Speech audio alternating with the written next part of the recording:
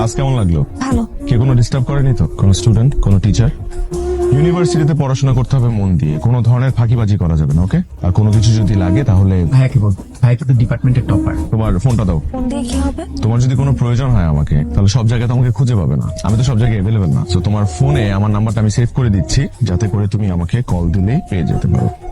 ভাইয়া আমাকে আপনার নাম্বারটা দিন। এক্সকিউজ মি, বড় ভাইয়ের নাম্বারটা স্পেশাল, এটা সবাইকে দেওয়া হয় না। কে রে বন্ধু, তোর সূচনা কল দিছে? না, প্রথম প্রথম তো তোমার লজ্জা পাচ্ছে। এমএ তোমার তো কিউট কেন? এই তোমার ফোনটা দাও তো, আমার ফোন নাম্বারটা দিয়ে দিচ্ছি, রাতে কথা। আমি ফোন ইউজ করি না, আমাকে ভালো লাগছে। আমার দেরি হয়ে যাচ্ছে।